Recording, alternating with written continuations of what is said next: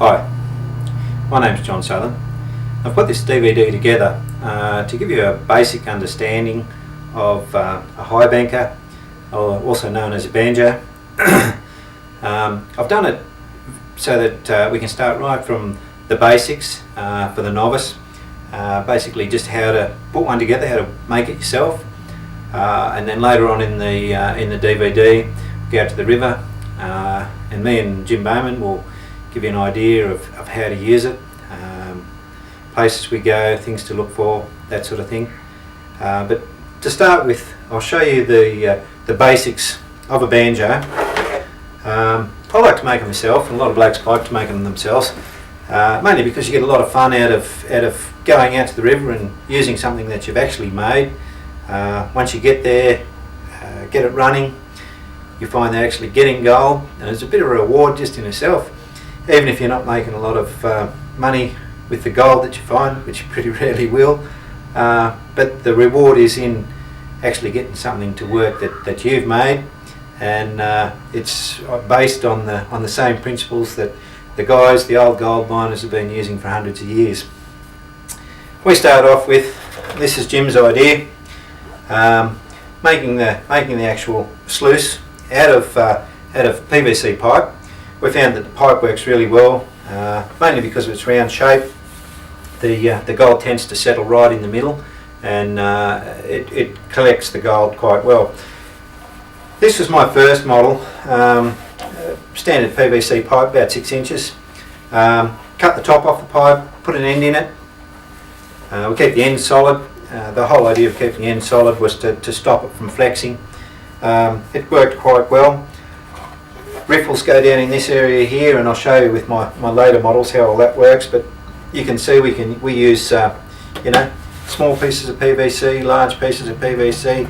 You can basically get away with making it out of anything that you can find at your local tip or in your local hardware shop. It doesn't cost you very much. You don't have to spend a fortune on it. Bits and pieces. That was my original sluice. This was the original hopper that went on that sluice, and my first idea was to use a larger piece of conduit and drill the holes in it actually as a classifier, because as you'll see, you throw your gravels in this, it washes down through here and out the end. The large pieces wash out the end, the gold and the fine gravels wash through the holes. The collection box spits it down into the sluice. But what I found when I drilled holes like this, it wasn't very successful. I mean, it worked, but you tend to get the rocks catching in the holes, and you spend a lot of time knocking the rocks out and trying to keep this clean so that nothing washes over that's valuable. So I sort of modified it from there. I stepped up, and I was lucky enough, at our local tip we've got Revolve. You might have Revolve at your tip. Otherwise you can just go through and have a look at stuff that people discard. And I found this green swimming pool filter box. It was a green PVC pipe that was just about the right size for what I wanted. I cut it in half, and I used the bottom half as the sluice. The top half was the actual collection hopper and classifier. This time I used just straight wire in the top here. These are just straight wire. It's hard wire, but it hasn't got the hole, so therefore it didn't collect up with rocks. You still get a little bit of stuff collecting up in there, but it's much easier to clean. So we'll start at the top. This is your hopper. This is where all your gravel gets thrown in. You'll see that further on in the video. On the top of this, we've got our jets. Now jets, in this one I've just made the jets up out of 25mm PVC pipe. Depending on the size of the pump that you want, is depending on how many jets you can actually have. You want the pressure coming out of these jets suiting the type of material that you put into it. If you're shoveling a very clayey type material, you want a fair bit of pressure coming out of your jets onto the clay to actually break it up, get those gravels out, and get the gravels down through the classifier and into your sluice. If you're in a more sandy area, your jets don't have to be as powerful, but you do still want enough water coming out of it to run over the riffles in your sluice box down the bottom. With this one, I'm using 1.5 inch pump, 1.5 inch hoses, and when I made this up, I made this top hopper a lot longer than I'd made my first hopper. The reason being, it gives the gravels a lot longer to wash out. You can put more in there before you actually have to clean it out. And it just makes it a lot easier by having a larger collection box at the top. But the floor I made was that I made the conduits the same length as the hopper. And I drilled holes, and they're a small hole, they're only about a 1 mil hole. 2 jets, two top and bottom jet. And what I found was that even using my 1.5 inch pump, by having all of the jets running at the same time, I couldn't put a super amount of pressure in there. So I had to come up with some idea of how to increase the pressure at the top if I had some clay ground. And what I did was, I made up these, quite simple, they're just rods, piece of rubber thong screwed on the end, it's exactly the same diameter as the inside of the pipe. I can push these up into the pipe as far as I want to go, and therefore it blocks off the conduit, and you've only got the top part of the hopper working.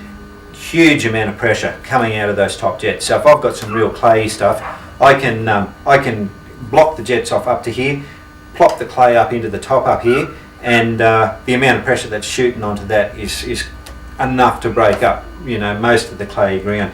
If I'm working in a more gravelly area, you know, like a sandbank, something like that, I can actually pull these right back, and I can have the jets shooting out at a lower pressure, but still plenty volume of water to just swirl around the sand and wash it down, wash the bigger rocks out. And so that's how I got out of that. And you'll find, like, you'll make mistakes as you go along, but you can usually find a way of getting by them, and this actually worked quite well just by doing that. Underneath our hopper, you've got a collection box. This here, basically the gravel, it's another piece of conduit, and I've just heated it up to fit the box that I've got it on. The gravels fall through that classifier into this, and basically they just wash out of this into my sluice. Now, what you want to do, if you didn't have this and the gravels were just coming through the wire part here, you'd find that it'd all just drop down, and basically you wouldn't get any swirling motion in the bottom of your in the bottom of the hopper, in the bottom of your sluice. The whole idea is to get swirling and washing of the sand up here in the top end. The whole idea of that is, if you don't, you're going to get a build-up of sand. You get a build-up of sand up the top up here, it'll fill up over the top of your riffles, and you can put more slope on it, but you're better off keeping your slope minimal and keeping your sand swirling. That when you've got your sand swirling, the gold's going to get stirred around in it, and gold, because it's heavier, as you know, it will sink to the bottom and get stuck in your gravel, in your rubber at the bottom, and in your riffles. If you get any build up over the top of your riffles, it's particularly up the top end up here, the gold falls onto the top if it's built up, and it can just wash straight over the top, and that's the last thing you want to do, is to lose the gold that you're struggling to get out of the river. So you get this, and it'll wash it around. You get this good swirling motion up in here, and I'll zoom in on a bit on that when we go out to the river and show you how that works. The next thing is, you've got your riffles underneath. Now, for the bottom collection riffles, you can use various things. Different guys got different ideas about, you know, what they should use to collect the finer sands and golds down the bottom. These mats are called minus moss. There's various grades of minus moss. This is a finer one, this is a coarser one. They also use it to make mats, you know, front door mats and that sort of stuff out of. But minus moss, I used it to start with, but I found, particularly out in some of the areas where we go, there's a lot of black sand, and your minus moss tends to fill up quite rapidly with the black sand. It gets the gold as well, but you get a lot of clean up at the end. The last thing you want to do is to have too much sand or too much body of stuff left over that you're going to have to spend a day panning your concentrates at the end. You want to be able to wash out as much as the sand and black sand as possible without losing your gold. And while these work, it still does give you a fair wash up at the end. So I've sort of gone away from that, and a lot of guys have gone away from using these mats. And we use now something, particularly in the curved ones, because this bends to suit your conduit. Now this is basically just rubber doormat. You can buy it at Woolies, comes in squares, very cheap. The only problem with it is on the bottom, I don't know whether you can see there or not, but it has got little nipply bits on the bottom, and you've got to cut them all off. I've been told that you can sand them off with a belt sander and a coarse belt if you've got one, or otherwise what you've got to do is cut them off with the razor blade. I sat there one night watching TV and I cut them all off with the razor blade, so it was nice and flat, and it sits flat in your sluice. And a nice tight hug against the sluice will stop any gold from washing out from underneath it. Basically all of your fines will go into that mat, the gold included, and stop. On the top of the mat you've got two riffles. Just lift it up a bit so you can see it. You've got riffles here, and I've got a riffle up the top there. Now these riffles create a swirling. Any gold that does go over the top will swirl over the top of that, and you get another swirl here and another swirl here. And the collection rate of these sluices is around about 98%. Jim's tested it, I've tested it, and in a couple of hours of shoveling gravel through them and washing it through, you'll be lucky to get 2 or 3 specks in a pan in 3 or 4 hours perhaps. You've got to have them set right out in the river, and it's not hard to set it up. You don't want anything happening too quickly, but you don't want it happening too slow, and you'll see all of that in the video as we go along. So basically our top hopper is hinged to our bottom sluice, and the ply at the bottom, which is screwed into the conduit. I was lucky enough, the pool filter I had an end in it, and it's quite strong, and I just screwed the hinge straight into the end of that pool filter as well, so that's blocking off that end. It hinges up. The arms that go up, they're predetermined holes, so you get out to the river and she's set up like that. Gravel's going here, wash out the end, and it's a quick setup. They're very light and easy to use. The bottom, we've designed that, once again another James Bowman invention. It's designed so you can swivel it in any direction when you're out the river, so you can swap spots quite simply. So this is our banjo, or high banker as they call them. Very easy to make, and a great little device. You can buy these pre-made. If you haven't got time to make one, sure, go to one of the prospecting shops and buy a pre-made one. But you'll find in a lot of cases something that you make yourself and can modify, get a basic understanding of it because you did make it. You'll have a lot more fun with it. Very little cost, and a lot more rewarding. But anyway, that's the high banker as it is. I'll move on now, and we'll go out to the river, and I'll give you a bit of video on different people's sluices, different ones that people have made, and also some shop bought ones that you can buy at the miners down in New South Wales and other shops. And we'll show you how it works and show you how to find the indicators and that sort of thing as well. Okay, well, I'll see you there.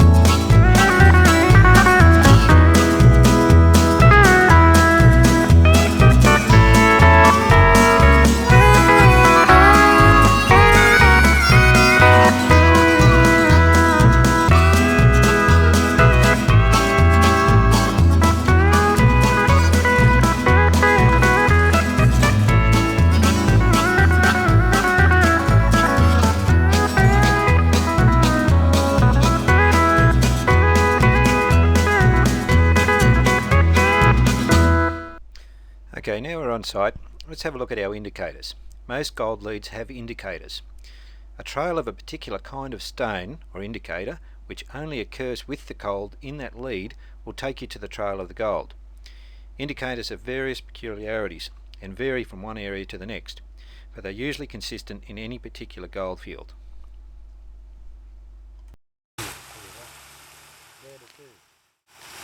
Now you tell us what you're looking for.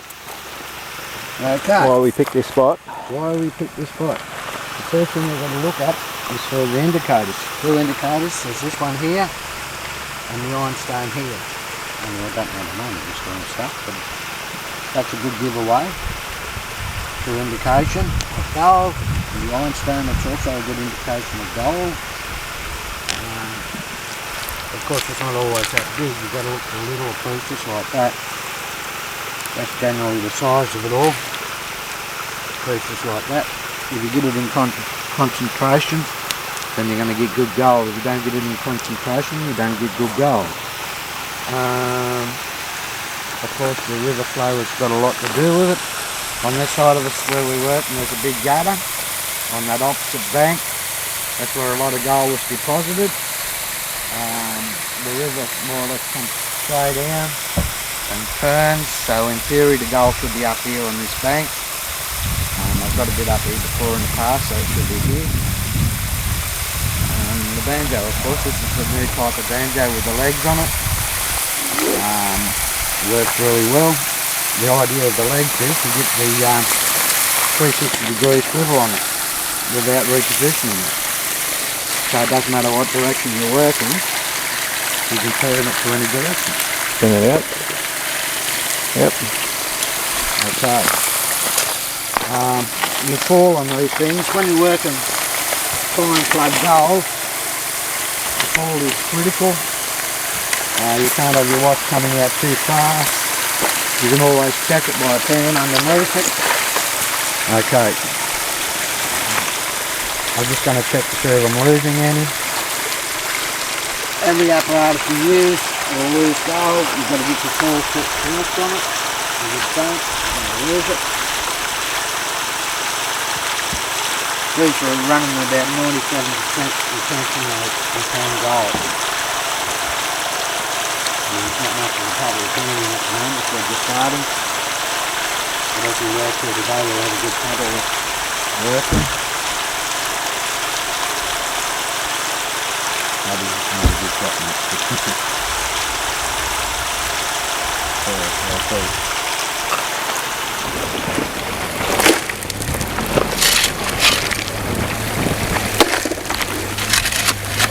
As you can see, there's really no hard work.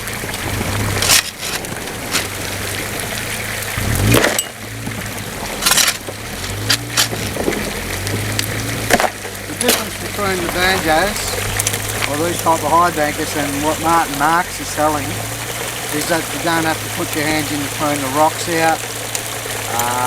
It's all self-cleaning, you don't have to bang it back. You work dry, you don't need too much work when you wash it. Like so.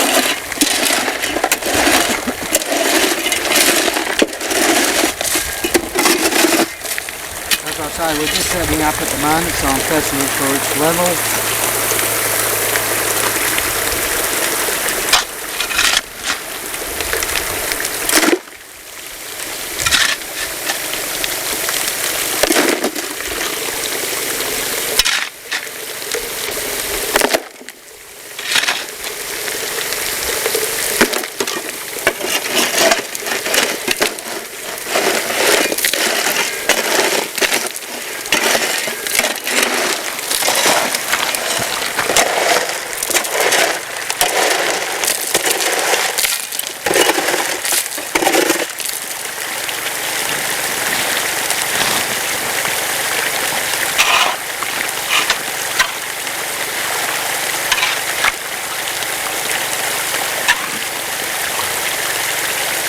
We're just taking the pan out a bit again, eh?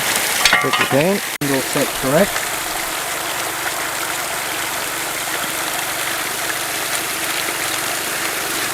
Okay.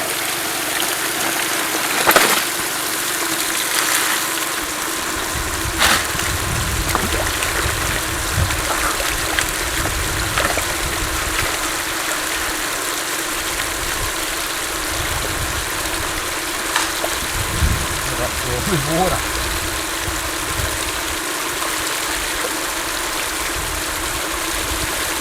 Get up into the water.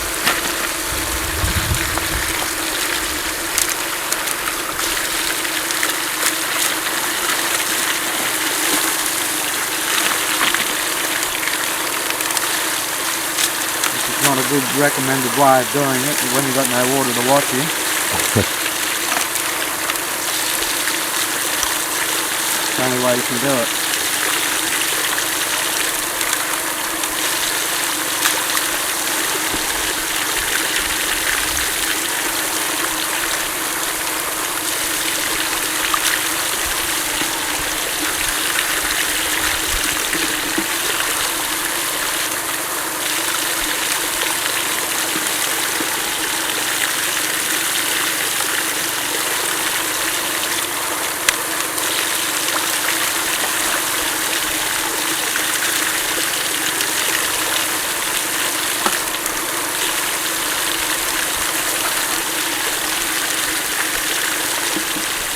Okay, we'll have a look now, see if there's any gold in there.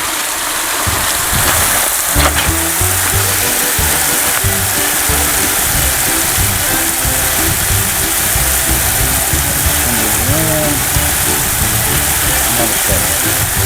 So I'm happy with that. Another step.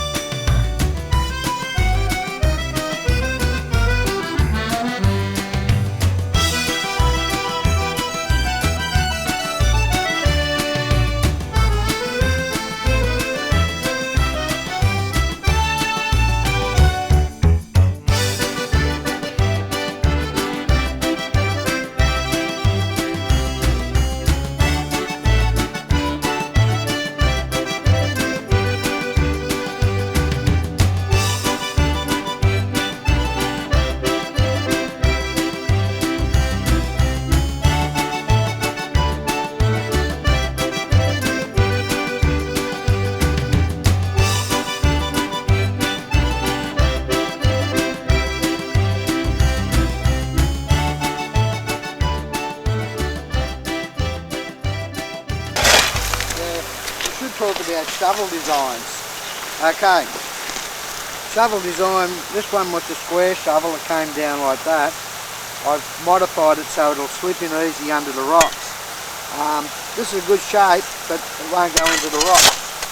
You know, you get stuck on the rocks, where that one will slide under the rocks and it takes the lifting out of it, takes all the work out of it, makes it easier. So shovel design is important.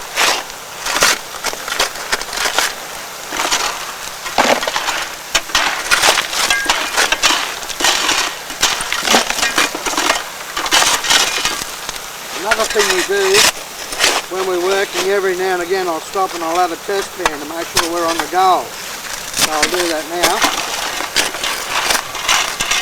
Just to make sure we're on the goal. So I'll turn off the cover forward there. We're going to have a test pan. Make sure we're still on the gold.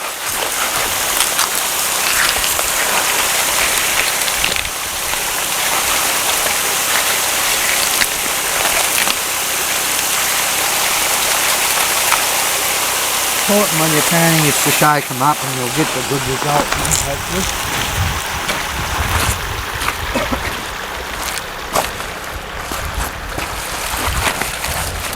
When you're panning side to side, works the gold to the bottom. You can run your fingers through it, pick up all the big rocks, just flick them out of the way. Give the pan a bit of a work, just always working the gold to the bottom, from side to side. Okay, and just gently under the water, don't be too savage with it, just gently, just like so. Just under the water.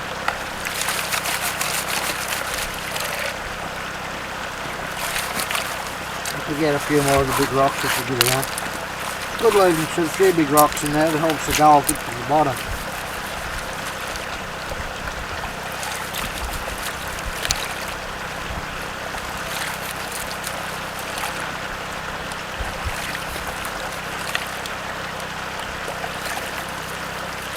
It doesn't take long to wash a pan.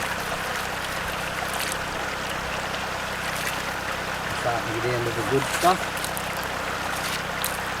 And I hope we go with it.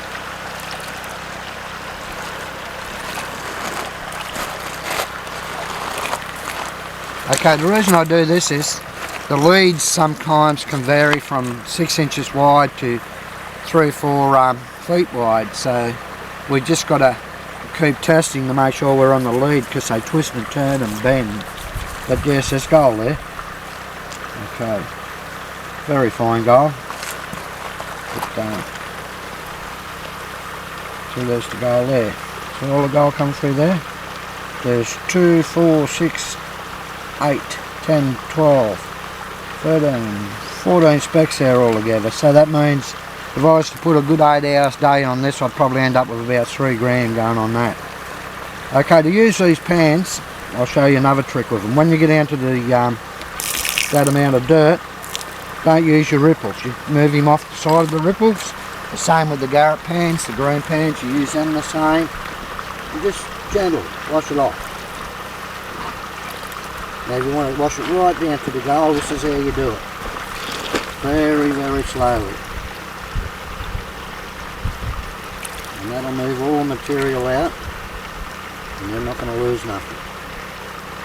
Remember, this is where your concentrates are, don't be in a rush.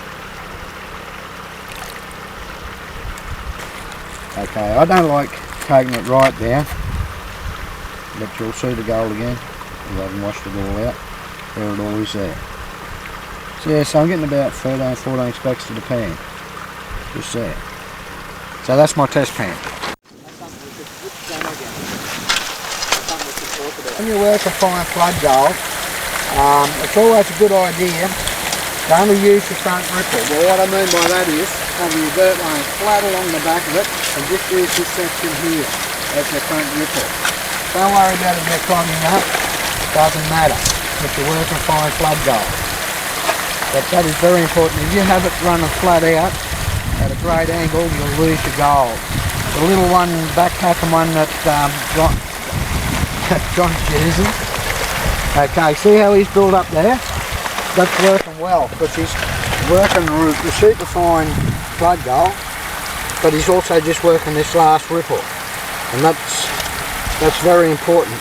But 90% of the gold is going to be caught just at the back of the chute, right in under the machine, on both machines. You can drill them any way or any style you like, but I like the legs on these because we've got the 90 or 360 degree turn, so that means you haven't got to reset your machine. If you look at Mike's machine over here, it works well.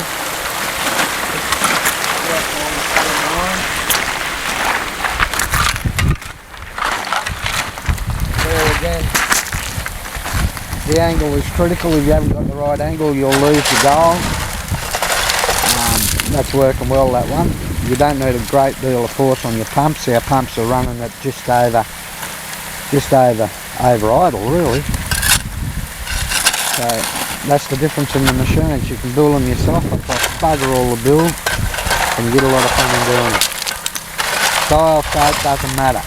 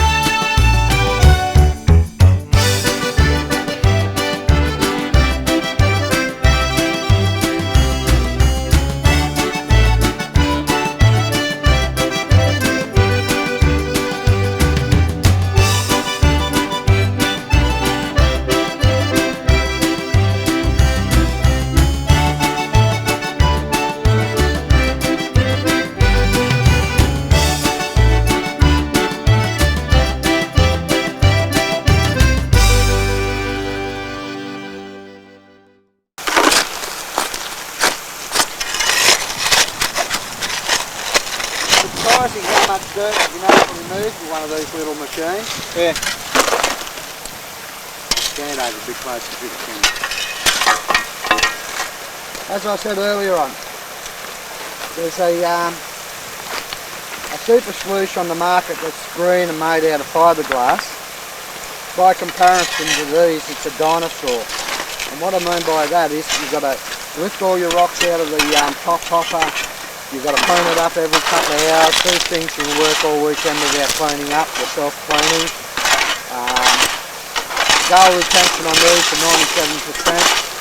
Whereas if you get the wrong angle on these fiberglass green ones, you can be in for a lot of trouble. You'll lose a lot of gale, where the angles on these are moderately forgiving.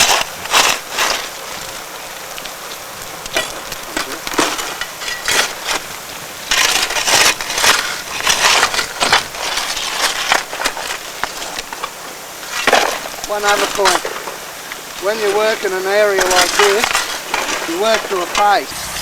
This here is what we call a pace, and this is what we're working on. You never ever stuff your rocks up to where you're going to be working. You always put your rocks, if you want to move your material, put it behind you. That way you only move it once. If you throw it in front of you, you've got to move it twice. That's an important factor. So remember, when working the face, put the material behind you. What we're going to look at now is the hoses. We're running two machines off an inch hose at around 60-70 metres. So we'll go along, I'll show you some actions on them.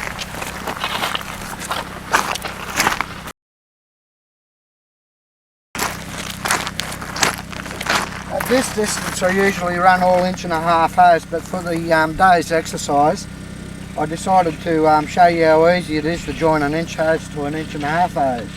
All you have to do is use your brain a little bit. And what I did here, I got a bit of 40mm PVC conduit, got a bit of 20mm piping in it, and I just put some screws around it, it's elastic around there, and that's my double adapter. And I just slot this one straight into it. There's the coupling.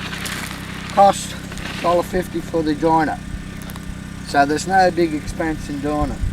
All you have to do is use your brains. The orange reel, well that's something I've got to show you later on. That's a lazy man way of rolling his hose up. We'll come to that as we're taking up. If we come down to the motors,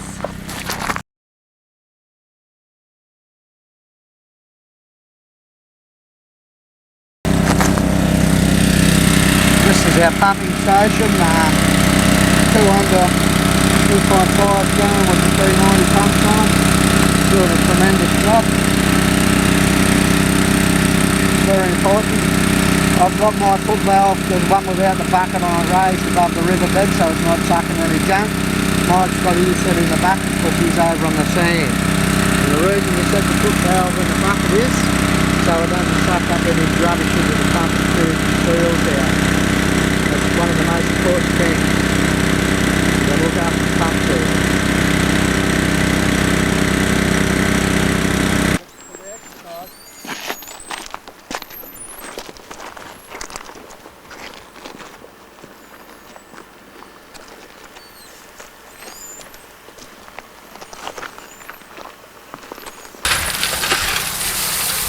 Ah, that's better. What we've done, we've changed from the inch hose coming up from the river, and we've gone 1.5 inches all the way through. You can be able to see the difference in the jetting. You can see the jetting on the banjos. You see how there's much more pressure there. We've got heaps of pressure there. Now we've got heaps of pressure on the little one we doubled up on. One pump by 2 machines, pretty good. There's one thing about the banjos and high bankers you've got to watch, and that's the top angle of your top hopper. You can't have it sitting too steep when you're working the fine sands. What will happen if you have them too steep, your sand and that will just wash through. You've got to give it time to rest so you can drag it out. If you get the angle right, you won't have a problem.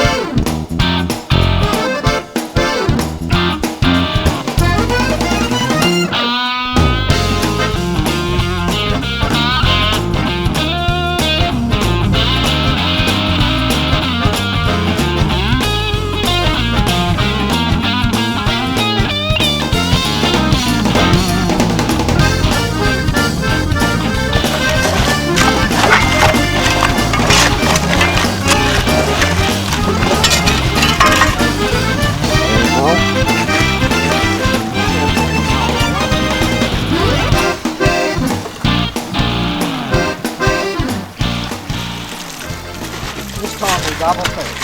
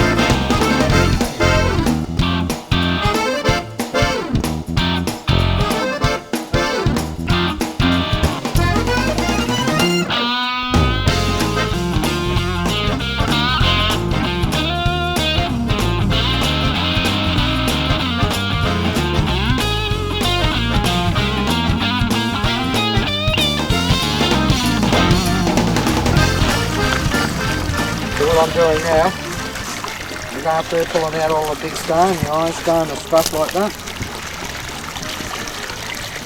See all the gold up around the top there? Big load of gold up there. I mean bucket, a lot of gold. See how it floats? Because I've had lunch and I've picked up, I had some sausages for lunch and it's got the oil off my hands. You can see it floating.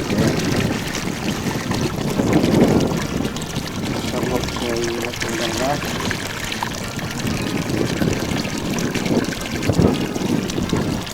Half grain, 3/4 of a grain. Not bad for the hours we've been shoveling. See the tail coming through.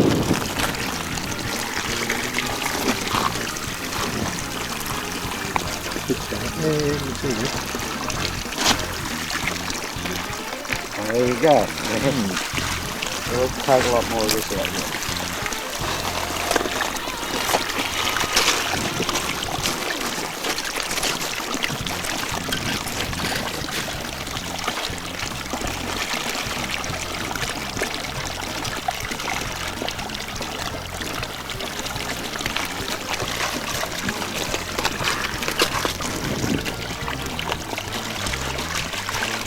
Yes, the time you've got to be super careful with it. And just slowly work the back of it. Wobbling down like that.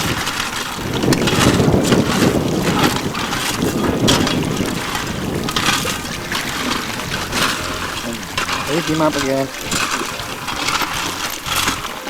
Not too much water in it, just at that base of it. Just slowly work it down.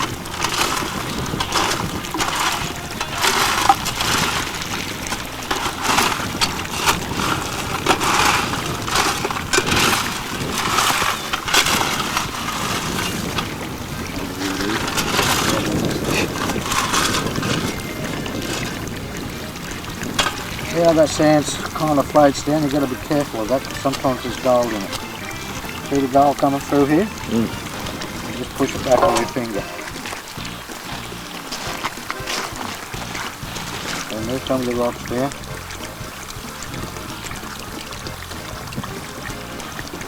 Some of the gold back.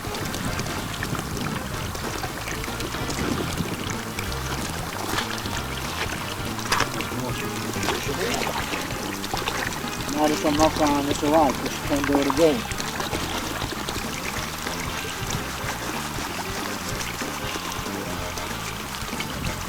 Bit of a wobble.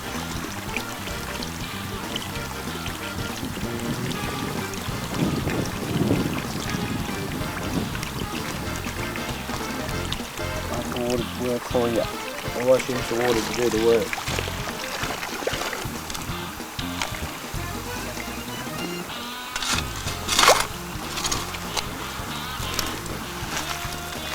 See bits of gold at the back there. That's why I don't want to ride out. Right. What's that? Another on the top. That's around here.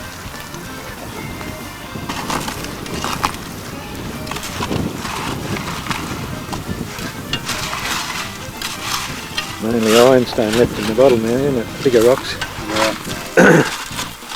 You pick your indicators, eh? Yeah. Left in the Well, pan. I keep sharp eye on this. Sometimes you get caught some gold through.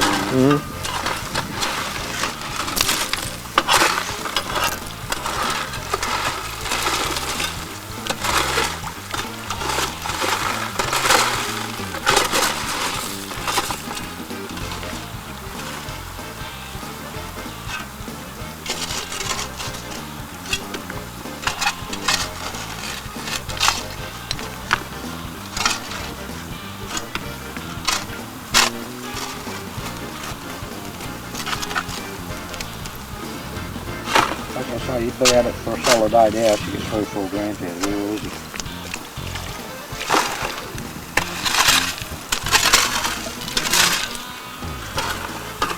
Yeah, I'm reducing the black stains. Yeah. Keep the black stains down all the time.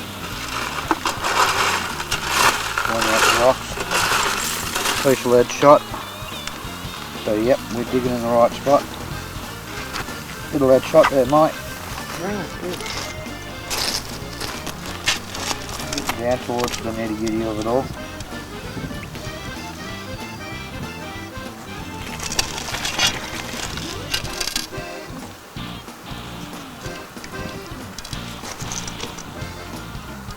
It's a bugger when you get so much gold in your pan, it's hard to work with. Rough life, isn't it? Mind you, at home I'd have biodegradable soap in this to stop those floaters. But all this is going home anyway with Jono, so Jono's goal. You'll be able to play around with it and practice on washing these black sands out. But as you can see, we're down to black sand and gold now. Okay. Getting rid of the bits of it all now. Out the big rocks.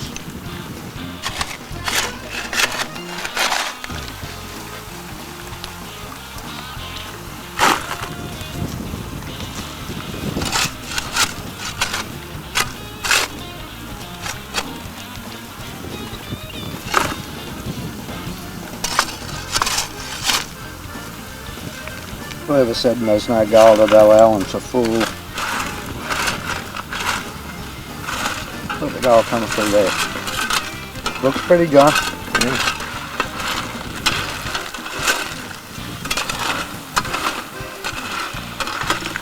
Look at that. Yeah. Doesn't that look wonderful? See how the black sand's moving, folks? Pretty easy. See how I'm doing it? Plenty of water, just nice and gentle. No rushing. It's a good trick when you get so far though to wash it out.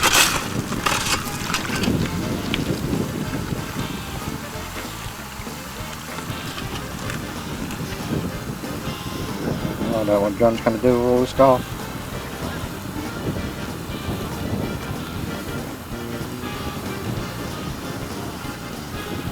Now have the back of us, it's even better.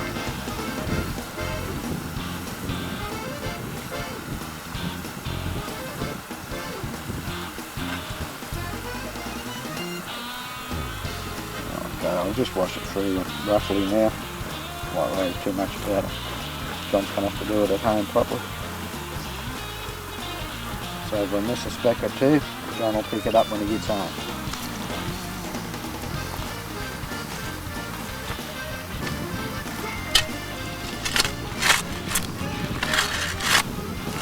Keep working it.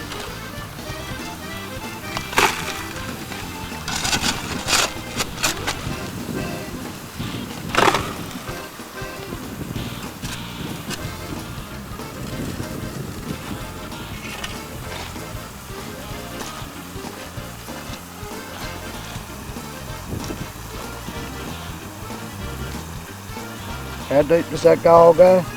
We will all the way through it. So maybe John's looking at a gram and a half there maybe. Gram. Not bad for 3 hours work.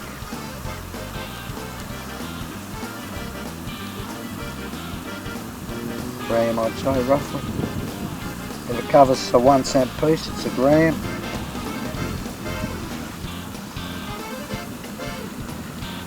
So that would cover a 1 cent piece what's in there, so yes, it would be a gram.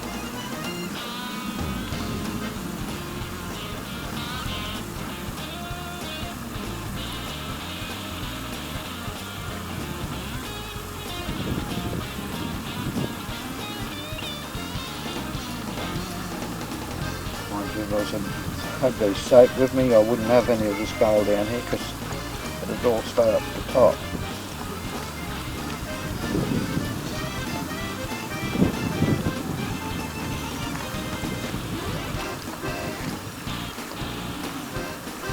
Got to be happy with that, John. I reckon it looks pretty good, doesn't it? Have a look at this, Mike. Mike. Have a look at this.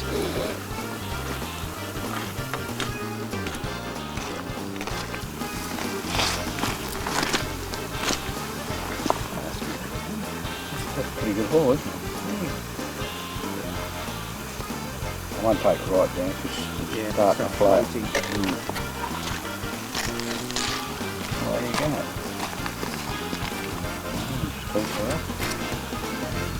Trouble is, as I get down to pure gold, it's starting to float because it oils in my hand. Yeah, John, you'd have very close, if not a gram there, mate. Would you say that would cover a 1 cent piece? Yeah, I reckon so. It's going pretty close. Yeah, I'd say you got a gram there, mate. There you go.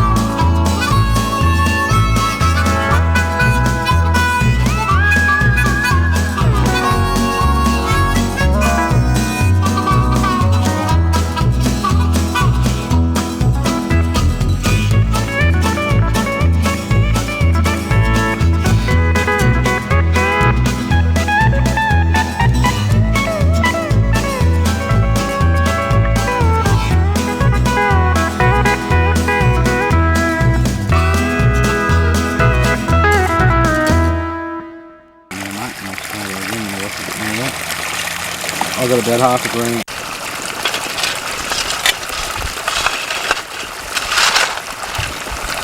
Pull that black sand away. That's the secret. It really is. You learn that and you do anything. You learn how to pull that black sand out. Up the water out of the centre of the sand and just pull it down. Let the all come through.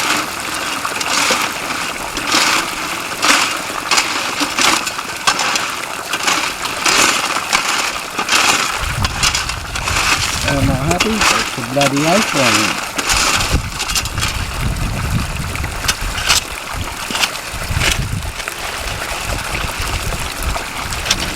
coming through now, and the rain's just starting to come in. Couldn't have timed it better. On average, done an hour and a half, maybe 2 hours travelling. Yeah, so I'll go for a bottle of the home and all that sort of stuff. But I've got a bit half a grand there, a bit over half a grand, maybe a grand. Yeah, about half a grand. That means Tom worked twice as hard as I. Bugger.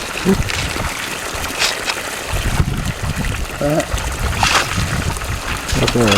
That's not bad. That'll do, mate. Mike's still having a bit of a go. The rain's starting to come in now, so we're going to pack up and head off, call it a day.